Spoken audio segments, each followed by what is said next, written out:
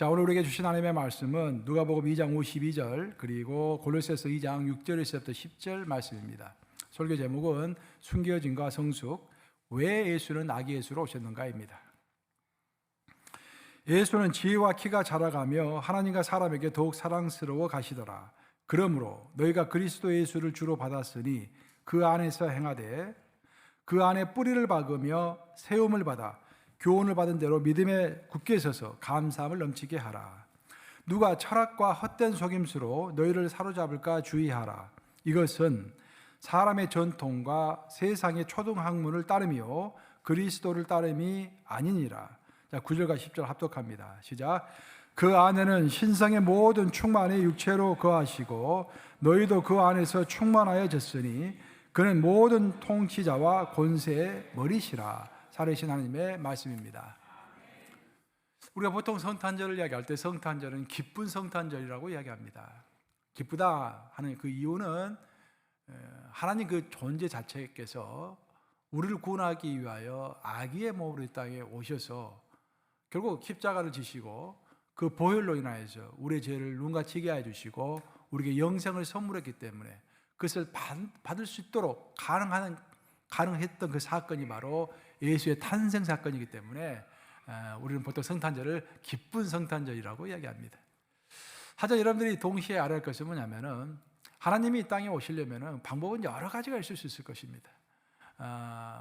우리가 알고 있는 그리스에 있는 여러 신들처럼 그냥 처음부터 완벽한 모습으로 신의 모습으로 이 땅에 오실 수도 있고 또 구약 시대에 임하셨던 그런 구름과 불기둥의 모습으로 임할 수도 있고 여러 가지 모습으로 임할 수도 있는데 왜 하필 예수님은 아기 예수의 모습으로 오셔가지고 우리는 예수님의 초림을 기억할 때마다 아기의 모습을 생각합니다.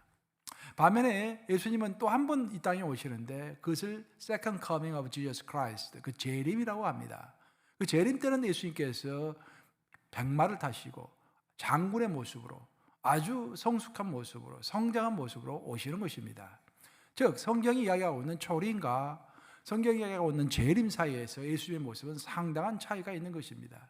왜 예수님은 초림하실 때 아기의 모습으로 오셨는가? 그것을 우리가 함께 살펴보면서 성탄절을 다른 각도에서 한번 조명해 보도록 하겠습니다. 모든 종교, 모든 철학이 묻는 가장 기본적인 질문은 뭐냐면은 왜 인간은 살아가는 것일까? 즉 인간의 인생의 목적은 무엇일까? 라는 질문은 동서고금을 막론하고 모든 철학과 모든 종교의 기본적인 질문입니다. 그런데 흥미롭게도 동양과 서양 구분할 것이 없이 인생의 목표를 이야기하고 인생의 목적을 이야기할 때 거의 예외 없이 새를 들어서 많이 설명을 합니다. 참 신기해요. 왜냐하면 높이 나는 새는 멀리 보게 되어 있고 그래서 인생의 목적이라는 것은 높이 나는 것, 즉 성숙과 성장을 하는 것, 그것이 인생의 목적이라고 동서고금에서 다 이야기하고 있는 것입니다.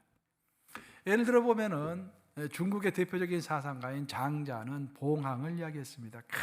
큰 봉황, 세상을 초연하여서 높이 나르는 봉황을 이야기하면서 인생을 논하고 있는 것입니다. 남미의 사상을 보면은 저 밑에 있는 남미를 보면은 거기에는 날개를 쭉 펴면은 3m가 넘는 그리고 한번 날았다면은 100m 이상 날아가는 하여튼 100m 위에 있어도 밑을 딱 내려다보면은 땅에 있는 지렁이 한 마리도 볼 수 있을 정도의 정확한 시력을 가지고 있는 콘도르를 통해서 그러니까 독수 중에서 제일 큰 게 콘도르라고 그러죠.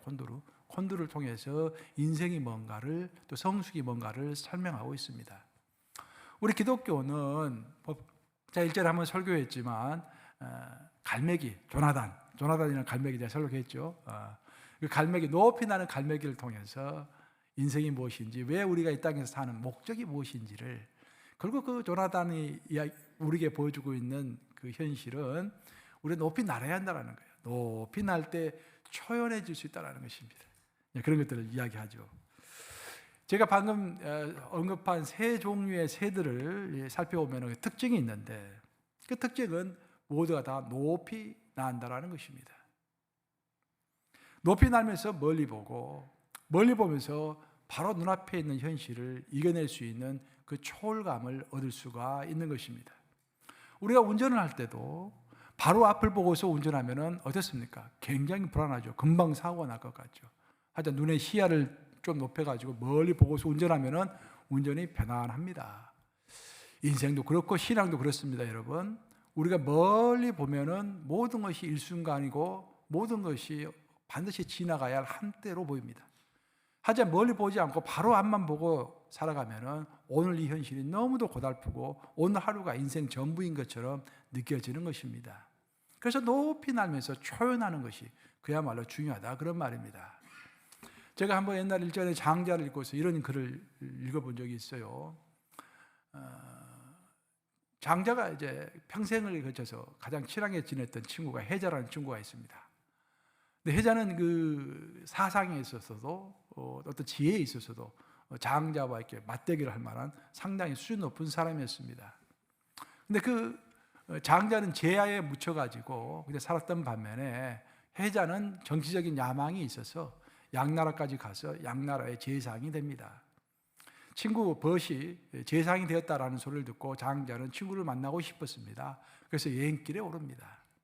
근데 그 소식을 들은 해자의 측근들이 해자의 귀에 대고 속상입니다. 큰일 났습니다. 장자가 왜 여기까지 오는지 아십니까? 당신의 자리를 넘보고서 양나라의 제상 자리를 빼앗기 위해서, 가로채기 위해서 오는 것입니다 라고 이야기를 하는 거예요. 옆에서 간신들이 해주는 이야기를 듣고서 해자의 마음이 무척 흔들렸습니다. 왜냐하면 해자는 장자의 실력을 잘 알고 있었기 때문입니다. 그래서 사람들을 막 풀어가지고 장자가 어떤 행동을 하는지, 누구를 만나는지 샅샅이 염탐하라고 합니다. 그 3일간을 쫓아다니면서 사람들이 장자를 추적했던 것입니다. 3일간 가정을 이 날짜가 지나면서 장자는 그 모든 사실을 눈치채고서 곧바로 가서 해자를 만났다고 합니다. 그리고 해자에게 이런 이야기를 해주었습니다. 친구여, 저 남쪽에 가면은 큰 봉황이 한 마리 살고 있다네. 그 봉황의 이름을 원추라고 하지. 그 원추가 하루는 일이 있어가지고 저 북쪽을 향해서 날아가는데 그 봉황을 한 번 날았다 하면은 6개월간 쉬지 않고 나르고 또 날다가도 쉴 때는 오동나무가 아니면은 절대로 머물지를 않고 먹는 것도 대나무에서 나오는 열매가 아니면은 먹지를 않고 물도 그냥 물을 마시는 것이 아니라 단샘물인 애천이라는 물이 아니면은 먹지를 않는다네. 그런 도도한 새가 하늘 높이 날고 있는데 저 밑에 있는 소울개 한 마리가 저 위에서 날고 있는 봉황을 보더니, 그 원추를 보더니 그 입에 물고 있던 죽은 생쥐 한 마리가 있었는데 그것을 빼앗으러 오는 것으로 생각하고 꽉꽉 하면서 그 소울개가 부르짖고 있다네. 이게 누구를 이야기하는 겁니까? 높이 나는 원추는 누굽니까? 봉황은 자기 장자고 저 밑에서 꽉꽉 하면서 지금 부르짖고 있는 게 소울개가 누굽니까? 바로 해자고, 해자가 그 소울개가 물고 있는 썩어 빠진 그 쥐 한 마리는 뭡니까? 제상이라고 하는 관직이죠. 그 썩어 빠진 쥐 한 마리를 빼앗기가 봐서 안절부절 못하고 있는 해자를 비꼬고 있는 것입니다. 여러분, 모든 진리는요 하나님의 진리입니다. 이 세상에서 나오는 진리가 있다고 한다면 물리적인 진리가 됐든지 심리학적인 진리가 됐든지 정치학 진리가 됐든지 경제학의 진리가 됐든지 문학의 진리가 됐든지 그것이 진리라고 한다면 이미 그것은 하나님의 것인 것입니다. 그래서 우리는 장자 이야기를 통해서도 거기에서 나오는 진리가 있다고 한다면 우리가 그것도 인정하고 배우는 것도 필요한 것입니다. 장자를 읽으면서 인생의 목적이 무엇인지 참 그런 것들을 잘 생각하게 된다, 그런 말입니다. 오늘은 성탄주일인데 성탄절을 생각할 때 우리는 항상 아기 예수를 생각합니다. 왜 예수님은 아기의 모습으로 이 땅에 오셨을까? 결론부터 이야기하면 인생의 목적은 성숙과 성장이라는 것을 보여주기 위하여 아기의 모습으로, 백마탄 장군의 모습으로 오시지 아니하고 아기 모습으로 이 땅에 오신 것입니다. 아기라는 그 단어는 성인이라는 단어가 있기 때문에 존재하는 단어입니다. 만약 성인과 아기의 구분이 없다고 한다면 아기라는 단어는 있지 않겠죠. 즉 아기라는 단어는 성장을 전제로 하는 그런 단어인 것입니다. 그래서 예수님이 우리에게 가르쳐 주신 가장 기본적인 가르침. 예수님은 말씀을 통해서도 우리에게 배움을 주셨지만, 가르침을 주셨지만, 그 살아가는 모습 그 자체, 그 형상 자체를 통해서도 상징적인 가르침을 우리에게 많이 주신 것입니다. 그럼 아기 예수의 탄생이 주는 그 상징적인 의미, 상징적인 가르침은 무엇인가? 그것은 인생은 성숙과 성장이라는 것입니다. 아멘 하십니까 여러분? 성숙과 성장입니다.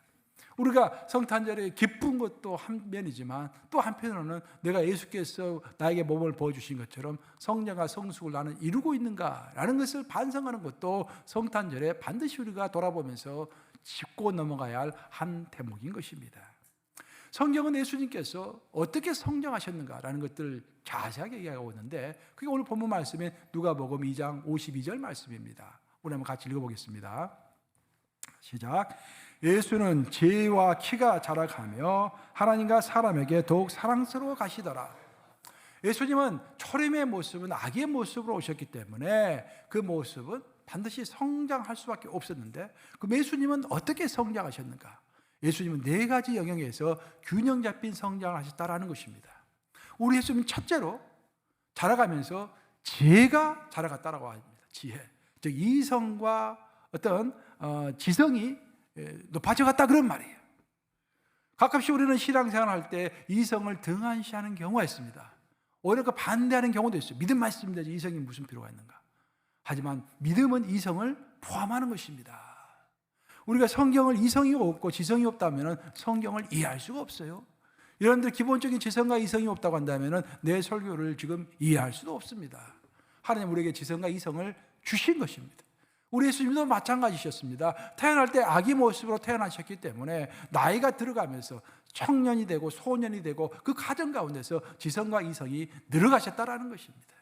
두 번째로 예수님이 성장한 부분은 키, 즉 육체적인 면에서 성장이 이루어졌다라는 것입니다. 육체도 하나님 우리에게 주신 것이고 이 육체 안에는 우리 성령께서 거하시는 육체라고 성경은 이야기합니다. 우리의 육체도 자라가야 합니다. 근데 겉으로만 자라는 것이 아니라 성결적인 면에서 성령께서 내 육체 안에 거하시기에 부족함이 없을 정도로 깨끗한 것을 먹고, 그렇죠? 깨끗하게 행동하고 마약이나 술 같은 것은 멀리하고 성령께서 기쁘시게 내 안에 거주할 수 있도록 내가 매일 운동도 열심히 하고 몸이 항상 난 찌뿌둥하다. 그거 안 됩니다. 여러분들 나이가 드셨어도 운동 열심히 하시고 나를 위해서 운동하는 게 아니라 누구를 위하여? 우리 하나님을 위하여. 내 몸이 하나님의 것이니까. 내가 하나님의 거룩한 성전인 것을 알지 못하느냐. 고린도전서에서 하시는 말씀처럼 내 몸이 하나님의 것이니까 이 몸도 거룩하게 성장해 나갈 수 있도록 노력해야 하는 것입니다. 세 번째로 예수님께서 성장한 부분은 우리 예수님은 하나님으로부터 사랑스러워져 갔다라고 이야기하고 있습니다. 즉 영적인 면에서의 성장인 것입니다. 우리 예수님은 살아가시면서 성부 하나님께 기도하셨습니다. 우리도 마찬가지입니다. 기도와 예배를 통해서 성장해 가는 것입니다. 영적인 면에서 성장을 이루어가는 것이죠. 마지막 우리 네 번째로 예수님께서 성장하신 면은 우리 예수님은 자라갈수록 사람들로부터 사랑을 받으셨다라고 되어 있습니다. 이것 또한 굉장히 중요한데 이것은 사회적인 면을 이야기하는 거예요. 우리는 육적인 면과 또 영적인 면과 또 지적인 면에서 성장뿐만 아니라 사회적으로도 성장을 해 나가야 하는 것입니다. 인생이 더해갈수록 내가 나를 존경하는 사람들이 늘어나고 인생이 더해갈수록 세상에 더 관심을 가지고 이 세상 우리는 예수님께서 하신 말씀이 너희는 세상의 빛이라 라고 했기 때문에 항상 세상에 관심을 가지면서 저 믿지 않는 자들도 하나님을 알아야 할 텐데 라고 안타까운 마음을 가지고서 그들 위하여 중보기도 하고 그것이 바로 사회적으로 성숙해 가는 것이요 사회적으로 성장해 가는 것입니다. 결국 하나님이 우리를 부르신 것은 타자를 위한 삶을 살라고 우리를 부르셨습니다. 예수님이 아기 예수로 태어나심으로 인해서 그 존재, 그 모습 자체가 우리에게 성숙이라는 그런 교훈을 주셨지만 또 죽으실 때는 십자가에서 죽으심으로 죄가 없음에도 불구하고 십자가에서 죽으심으로 그 십자가에서 죽으심 그 자체가 우리에게 주는 교훈은 우리의 삶은 타자를 위한 삶이 되어야 한다라는 그런 교훈을 또한 크게 주신 것입니다. 결국 우리는 이 네 가지 영역에서 성숙해 가야 합니다. 우리뿐만 아니라 우리의 자녀도 잘 관찰을 해야 돼요. 우리 자녀가 진짜 지적인 면에서 성장해 가고 있는가. 절대 지적인 면을 무시하면 안 됩니다. 지적인 면에서 성장하고 있는가. 육체적인 면에서도 운동 열심히 하고 잘 하고 있는가? 영적인 면에서 기도와 예배를 잘 드리고 있는가? 사회적인 면에서 이 세상과 잘 섞이고 있고 이 세상을 잘 관찰하고 있는가? 이 타자를 위한, 이 사회를 위한 헌신적인, 어떤 희생적인 삶을 살 만한 그런 준비가 되어 있는 자녀인가라는 것들도 점검해 봐야 하는 것입니다.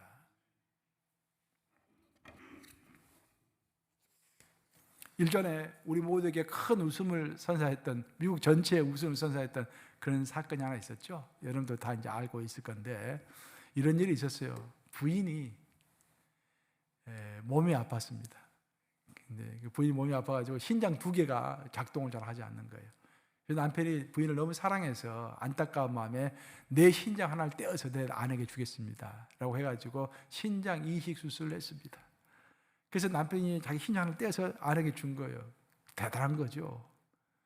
그래서 근데 그 아내가 원래는 아주 아름다운 아내였다고 그래요. 근데 신장이 이제 좋지 않아서 얼굴도 초초화채채하고 그랬었는데 신장 하나를 얻으니까 다시 그 아름다움이 회복되고 운동을 또 열심히 하고 해서 아름다운 몸매가 되었습니다. 그러면서 아름다우니까 갑자기 조금 있다가 바람이 난 거예요. 그리고 다른 남자가 바람을 피게 된 것입니다. 신장을 준 남편이 그 사실을 알고서 경로를 했습니다. 이럴 수가, 내가 내 신장을 떼어서 줬더니 아름다움을 회복하자마자 다른 남자에게 가다니. 그러면서 소송을 한 것입니다. 내가 준 그 신장을 다시 돌려주오. 돌려주지 못할 바에 150만 불 내시오라고 소송을 했어요. 이 뉴욕에서 있었던 일입니다. 여러분 다시 한번 보셨을 거예요. 유명하잖아요, 그 사건. 그래서 우리가 전부 그 사건을 보고서 이제 많이 웃었는데, 여러분 가만히 생각해 보세요. 그게 웃을 일이 아니라 바로 우리의 일입니다. 우리의 일. 우리가 죄로 인해서 죽을 지경에 처해 있었습니다. 그렇죠? 신장이 없어서 죽을 지경에 처해 있는 것처럼 우리는 죄 때문에 영원히 죽을 수밖에 없었어요.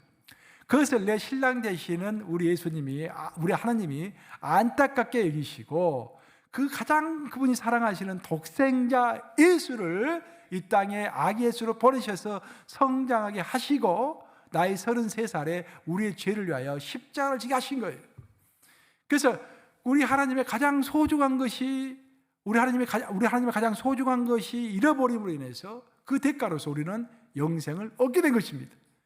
그런데 영생을 얻고 나서 우리가 한 행동은 뭐냐면은 이제 우리는 세상과 바람이 난 거예요. 더 이상 하나님을 바라보지 않고, 야, 이제 구원은 따로는 당상이다. 나는 천국행이 보장되어 있다. 저 지금 그렇게 생각하지 않죠, 여러분들 지금 착각하지 마시기 바랍니다. 나는 천국은 보장되어 있다라고 생각하고 내 살고 싶은 대로 사는 거예요. 예, 성탄절이 돼도 뭐 별 관심도 없고, 신년이 돼도 별 관심이 없고, 뭐 그저 그런가 보다라고 세상과 바람이 난 것입니다. 근데 놀라운 것은 우리 하나님의 처신은 그 신장을 돌려달라고 했던 그 남편의 처신과는 좀 다릅니다. 우리 하나님은 우리에게 주신 영생과 구원을 다시 돌려달라 그런 말씀은 하지 않으십니다. 그건 치사한 하나님이 아니시죠. 대신 우리 하나님은 2가지를 요구하세요. 성경을 읽어보면은 우리 하나님 첫째는 회개를 요구하시고 둘째는 성장을 요구하십니다. 그래서 신학적으로 이야기하면은 칭의와 성화라고 하는 거예요. 칭의가 무엇이냐? justification. 내가 칭의, 성화 그런 이야기를 가장 많이 하지 않습니까? 가장 기본적인 신학의 틀이기 때문에 이야기하는 거예요.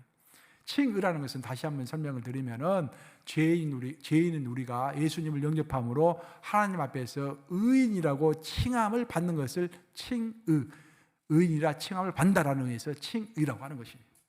근데 칭의, 즉 구원받고 하나님으로부터 의인으로 취급되기 위해서 우리가 첫 번째로 해야 할 것이 바로 회개라고 이야기합니다. 예수님이 이 땅에 오셨을 때 첫 번째 설교 기억하세요? 그 첫 번째 설교가 뭐였습니까? 회개하라, 천국이 가까이 왔느니라. 그였죠. 회개가 모든 신앙의, 우리 기독교 신앙의 첫 출발인 것입니다. 그러니까 진정한 회개가 없었던 사람은 진정한 구원이 없는 거예요, 여러분. 여러분 진정한 회개가 있었습니까? 지금은 늦지 않았으니 진정한 회개가 있어야 하는 것입니다. 그러고 나서 우리가 의인이라고 칭함을 받으면 그걸로 끝나는 것이 아니라 이제 우리 천국은 따놓은 당상이니까 이걸로 내 마음대로 사는 것이 아니라 그 다음부터는 성화, sanctification, 성스러운 사람, 예수님을 닮아가는 과정이 있어야 하는 것이죠. 그것을 성화라고 합니다. 그 성화의 결론은 예수님처럼 성장하는 거예요.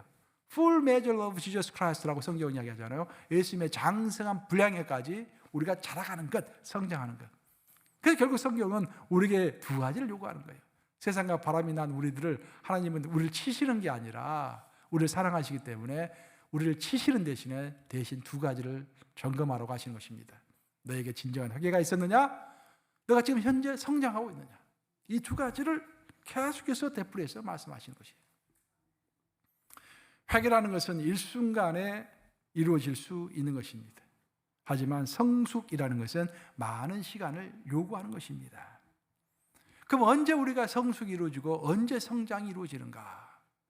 여러분 생각해 보세요. 여러분들이 언제 가장 많이 성숙했습니까? 언제 가장 많이 성장을 했습니까? 그래서 우리가 고통과 고난 가운데 있을 때 보면은 가장 많이 성숙과 성장을 하는 것입니다. 성경을 읽어보면은 하나님께서 사용하시는 인물들은요 100% 공통된 점이 있는데, 그것은 뭐냐면은 전부 다 숨겨진 기간이 있었다라는 것입니다. 하이딩 하는 숨겨진 그런 기간이 있었다라는 거예요.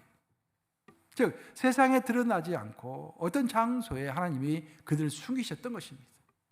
하나님이 사용하셨던 대표적인 인물은 요셉을 보세요. 요셉에 대해 와서 제대로 세계적인 인물이 그 이스라엘 민족 가운데서 탄생한 것입니다. 이스라엘 민족의 역사를 보면은 최초의 세계적인 인물은 요셉이었습니다. 근데 요셉이 처음부터 세계적인 인물이 된 것이 아니라 요셉은 세계적인 인물이 되기 위하여 한때는 노예로, 한때는 죄수로 숨겨진 인생을 살아야 했던 것입니다. 그리고 아무도 관심을 가지지 않는 저 밑에서의 인생을 살아갔던 것입니다. 모세는 어떻습니까, 여러분? 모세는 살인자였죠. 살인자여지고 도망을 했던 사람입니다.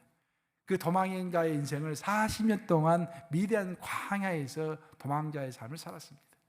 그 숨겨진 40년이라는 기간이 모세에게 있어서는 숨겨진 기간이었죠. 다윗은 어떻습니까? 다윗은 사울에게 쫓겨가지고 무려 13년 동안 엔디겐 굴을 비롯해서 광야에서 쫓기는 인생을 살았습니다. 여러분 사도 바울은 어떻습니까? 사도 바울도 또한 안디옥 교회에서 선교사로 파송이 되기 전까지는 아주 배척받는 자로서, 대표적인 배척받는 자로서 숨겨진 인생, 아무도 관심을 가지지 않는 그런 인생을 살아간 것입니다. 이로써 우리가 알 수 있는 것은 뭐냐면은 성장을 원할 때 숨겨지는 기간을 원하지 않을 수가 없고, 숨겨진 기간은 우리가 인생에 있어서 다른 사람들로부터 내가 잊혀져 가는 그런 기간, 고통과 어려움 가운데 있는 기간, 그 기간 가운데 우리의 성숙이 익어간다라는 그런 말입니다. 우리 예수님도 마찬가지예요, 여러분. 우리 예수님 생각해 보세요. 우리 예수님 30년 동안요, 오늘날 말 것 같으면 저 시골에서, 미시시피 같은 곳에서, 저 메인주 같은 곳에서, 미안합니다. 메인주를 좀 무시한 것 같네. 그 시골에서, 갈릴리 그 시골 아닙니까? 어촌. 그 시골에서 30년 동안 잊혀진 자로서, 숨겨진 자로서 살았어요. 우리 예수님 알아주는 사람은 아무도 없었습니다. 30년 동안 목수로서 갈릴리에서 저 위에서 숨겨진 자로 있었어요. 근데 그 30년의 기간이 지나고 그 30년 동안 하나님과 동행하면서 자신의 때를 인내하며 기다렸을 때 드디어 나이 30에 자기의 때가 되었고, 그때부터 딱 몇 년? 3년 화끈하게 공생에 사시고 십자가 못 박혀서 돌아가신 것입니다. 3년을 사역하기 위하여 30년 동안 숨겨진 존재로 사셨던 것입니다. 그것이 예수님의 인생 전체가 우리에게 주는 교훈이에요. 그러면 여러분이 예를 들어서 90까지 사신다고 하십시다. 90까지 더 살겠지만 일단 90으로 한번 해보십시다. 그러면 예수님은 3년 위해서 30년을 사셨으니까 90년이면 90년을 위해서 몇 년을 사역할 수 있겠습니까? 9년 사역할 수 있군요. 여러분 지금 9년이 앞으로 남아있습니다. 여러분 그 9년을 기대하시면서 지금 숨겨진 기간 동안 잘 준비해 가셔야 합니다. 신앙에 있어서 위험한 것 중에 하나는 뭐냐면은 샴페인을 일찍 터뜨리는 것은 진짜로 위험합니다. 많은 경우 우리는 샴페인을 빨리 터뜨리고 싶어요. 아직 네가 성숙한 사람이 아닌데, 아직 담당할 만한 그릇이 아닌데 빨리 되고 싶어 합니다. 뭐든지 빨리 되고 싶어요. 세상에서도 그렇고 교회에서도 그렇고 직장에서도 그렇습니다. 뭔가 빨리빨리 하고 싶어요. 빨리 올라가고 싶어요. 굉장히 위험한 것입니다.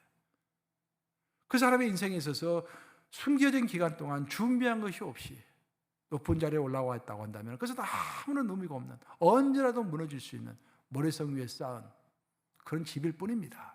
설사 사람들이 속아가지고 이 땅에서는 떵떵거리고 사람들에게 쇼업하고 그렇게 지냈을지라도 우리가 죽어서는 하나님의 심판 앞에 설 것이고 모든 것은 백일하에 드러날 것입니다. 하나님은 불과 70명밖에 되지 않는 야곱의 자손들, 그 야곱 자손들을 고센 지역으로 인도했다고 성경은 이야기합니다. 그 고센 지역을 창세기를 읽어보면 그렇게 되어 있어요. 하나님이 그들을 숨기셨다라고 되어 있습니다. 고센 지역에 숨기셨다. 왜 숨기셨을까? 만약 그들이 애굽 땅에 와서 처음부터 애굽의 수도에서 왕들과 함께 살았다고 한다면 그들은 항상 주목의 대상이 되었고 조금 잘하면 그들을 치려고 했었고 그들 아주 존재조차 없이 애굽 족속들 사이에 퍼져가지고 다 흩어졌을 것입니다. 근데 저 북쪽에 있는 또 동북쪽에 있는 고센 그 시골에다가 그들을 몰아넣었기 때문에 애굽 사람들은 그들에 대해서 관심을 가지지 않았어요. 그래서 아무도 관심을 주지 않는 그 척박한 그 고요한 땅에서 70명이 200만 명으로 늘어난 것입니다. 남자 성이면 90만 명이었으니까 부녀자와 어린아이를 합치면 200만 명이 된 것이죠. 70명에서 200만 명이 될 때까지 그들은 고센 지역에 숨겨져 있었고 아무도 관심을 가지지 않았습니다. 그들의 믿음은 부족 단위의 믿음이었는데 이제 민족 단위의 믿음이 된 거예요. 바로 이것이 하나님의 신비인 것입니다. 예수님은 아기 예수의 모습으로 이 땅에 오셔서 성장이 인생의 목적이라고 우리에게 가르쳐 주시는데 언제 우리의 믿음이 부족 단위의 믿음에서 민족 단위의 믿음으로 승화될 수 있을 것인가? 올라갈 수 있을 것인가? 숨겨진 기간 동안 그런 일이 벌어질 줄로 믿습니다. 그래서 여러분들이 숨겨진 인생을 살게 되고 어려운 인생을 살게 되면은 너무 낭망하지 마세요. 저도 인생을 살아보니까 모든 것에는 일장일단 있습니다, 여러분. 모든 것이 그래요. 우리는 그 중에 한 면만 보고 또 내 판단을 따라서 와 큰일 났다, 와 좋다 그러는데요. 저도 젊었을 때는 분별력이 별로 없어가지고 조금 좋은 일이 생기면 이야 하나님 엄청 축복을 주셨구나라고 했는데 나중에 돌아서 보니까 큰 재앙이었습니다. 그것이 내 개인적인 이야기이기 때문에 내가 차마 여기서 공개적으로 이야기 안 하겠는데 그런 일들이 몇 번 있었어요. 정반대로 큰일 났구나 생각했는데 나중에 보니까 그것이 축복의 근원이야, 근원. 이게 정말 내가 간증을 하게 맞습니다. 여러분도 마찬가지일 거예요.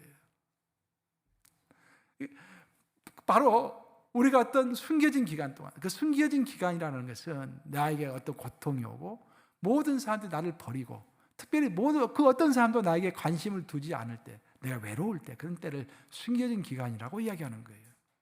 그 기간이 바로 성숙의 토양이 된다, 그런 말입니다. 여러분 아이젠하워 대통령 잘 아시죠? 아이젠하워는 제2차 세계대전의 영웅이고 미국의 34대 대통령입니다. 아이젠하워의 일생을 보면요, 좀 동화 같은 면이 있어요. 굉장히 극적입니다. 웨스트포인트를 중간 성적으로 졸업을 했어요. 그렇게 뛰어난 성적은 아닙니다. 졸업한 후에 운이 좋아가지고 승진을 굉장히 고속 승진을 합니다, 이 사람이. 소련까지 금방 그 동기 중에서 최고로 빨리 승진을 합니다. 근데 소령으로 진급한 다음에 그 다음부터 승진이 안 되는 거예요. 그리고 20년 동안 소령을 합니다. 20년 동안. 미국 역사상 가장 진급이 늦은 사람 중에 하나가 된 거예요. 그리고 자기 동기들이 자기보다 전부 높이 올라가 있는데 자기는 계속 소령에 있는 거예요. 근데 아이젠하워가 독실한 크리스찬인 거 아시죠? 아이젠하워가 이제 그 노르망디 상륙 작전을 지휘할 때도 하나님 앞에 유명한 기도를 했지 않습니까? 근데 그 기도의 사람이었어요. 그래서 이제 내가 하나님이 나를 숨기신 기간 중에 있구나. 내가 고센에 지금 있구나. 나는 절대 낭망하지 않으리라. 하나님이 함께하는 한 하나님의 때가 되면 내가 다시 한번 날개를 펼치리라 라고 절대로 낙심하지 않았다고 합니다. 그 맡은 보직을 열심히 수행을 했어요. 근데 20년 동안에 이제 소령을 하다 보니까 군대에서 할 수 있는 보직은 다 돌아본 거예요.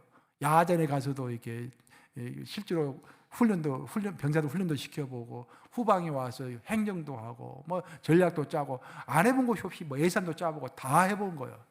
그런데 이제 제2차 세계대전이 벌어진 거예요.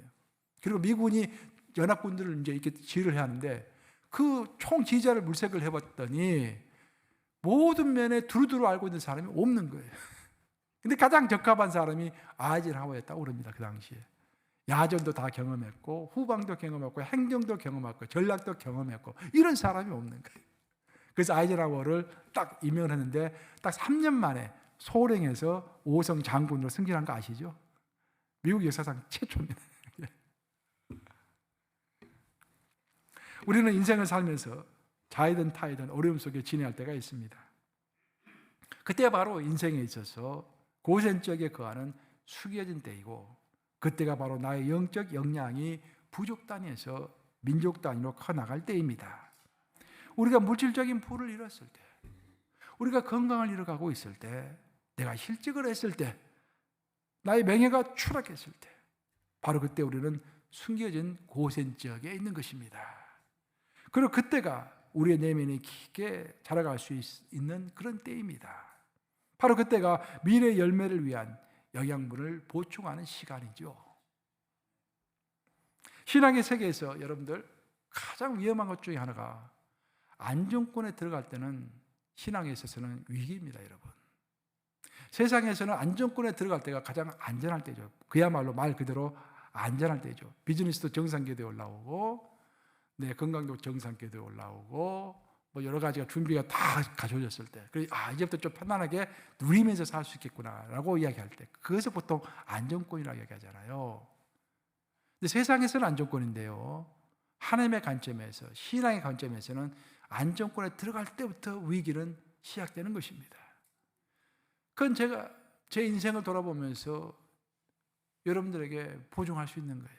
저도 마찬가지입니다. 인생을 돌아보면서 내가 인생을 살아온 것들, 또 목회를 했던 것도 쭉 살펴보니까 편안하고 안정권에 들어올 때가 위험할 때예요. 근데 약간 불만족스럽고 뭔가 좀 부족하고 어려우면은요, 역시 하나님을 더 찾게 됩니다.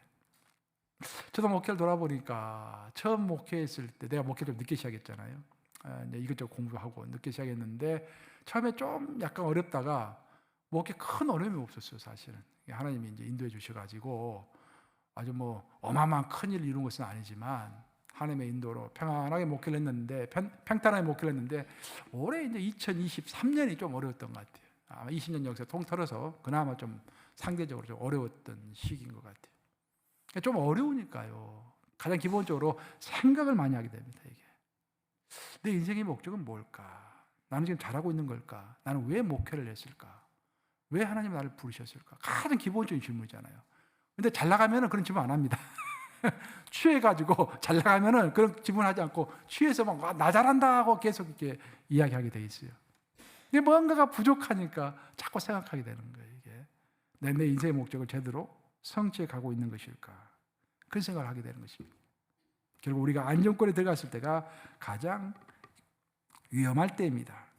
어찌 보면 신앙의 세계에서는 진실로 안전한 때라는 것은 조금 부족한 듯한 현실 속에서 하나님을 의지하며 나아갈 때가 가장 안전한 것입니다.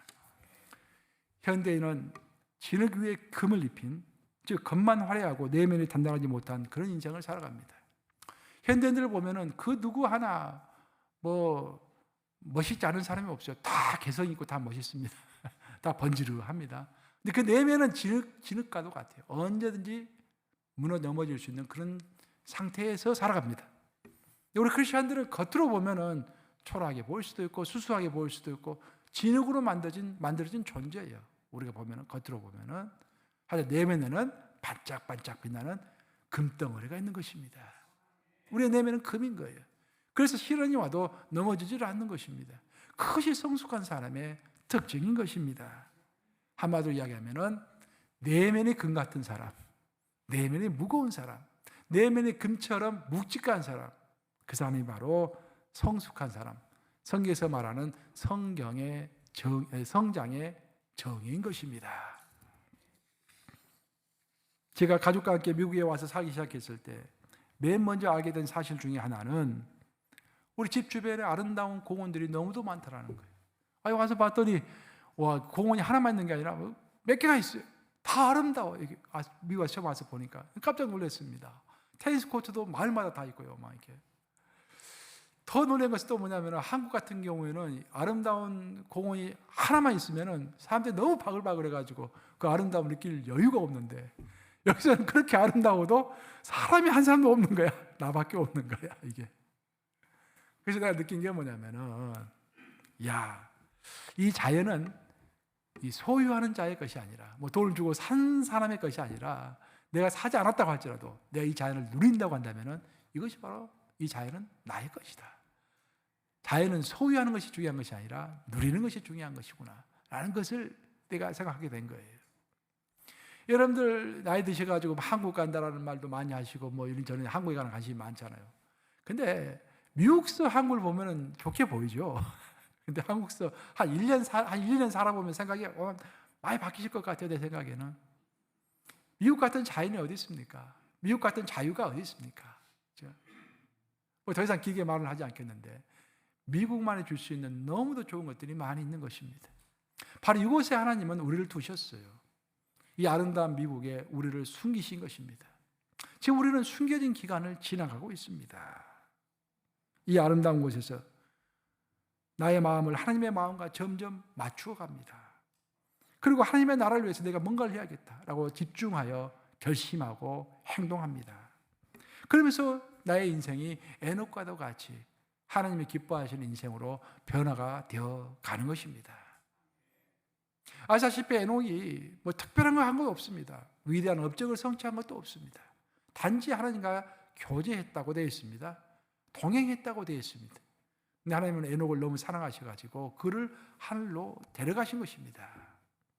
숨겨져 있는 기간 동안 하나님과의 동행이 그토록 큰 역사적인 결과를 초래했던 것입니다. 이제 말씀 마무리합니다. 오늘 성탄주일을 맞이하여 우리는 왜 예수는 아기 예수로 오셨는지를 살펴보았습니다. 예수께서 아기 예수로 오신 것은 뭐 여러 가지로 설명할 수 있겠지만 가장 근본적인 이유는 예수님의 초림의 모습이 아기인 모습의 이유는 인생은 성장하는 것임을 가르쳐주기 위하여 이 땅에 아기 모습으로 오신 것입니다. 자연을 관찰해 보면은 소나무는 소나무대로, 밤나무는 밤나무대로, 나무들이 종류대로 무리를 지어서 자라나는 것을 우리는 볼 수가 있습니다. 나무뿐만이 아니죠. 새들도 같은 종류끼리 몰려다니고 짐승도 같은 종류끼리 떼를 지어 다닙니다. 벌레들도 같은 종류끼리 모여 삽니다. 사람도 마찬가지입니다. 같은 종류의 사람끼리 모여서 살아가는 것입니다. 그럼 우리 기독인들은 어떤 종류의 사람들일까요? 같은 종류끼리 살아간다고 하는데, 우리 기독인들이 같이 모여서 살아가는데 우리는 어떤 종류의 사람일까요? 오늘 본문에 따르면 우리 크리스찬들은 아기 예수의 모범을 따라서 지적으로, 육체적으로, 영적으로, 사회적으로 꾸준히 성장해가는 그런 사람들인 것입니다. 그러니까 우리의 DNA가 무엇인가? 물론 우리의 DNA 가장 핵심적인 DNA는 예수 그리스도시죠. 예수 그리스도. 그분의 영인 성령이 우리와 함께 하심으로 우리 성령 공동체입니다. 아울러서 우리는 성장 공동체인 것입니다. 아멘 하십니까, 여러분? 성장 공동체. 그것을 위해서 서로가 서로를 격려해야 하는 거예요. 결혼도 마찬가지 아닙니까? 결혼도 세상의 결혼과 크리스찬들의 결혼은 아주 다른 거예요.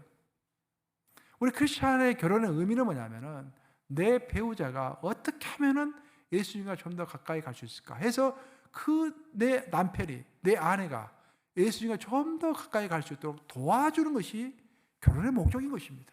그게 우리 크리스찬의 목적인 거예요. 세상에서 사람들이 무리를 지어서 살아가는 이유는 같이 모여서 골프 치고 같이 술 마시는 것은 같이 즐기기 위해서 무리를 짓는 거 아니겠어요? 근데 우리 크리스찬들이 무리를 짓는다. 무엇을 위해서 여러분들 무리를 짓습니까? 우리 크리스찬이 무리를 짓는다는 것은 성장을 위해서, 서로가 서로를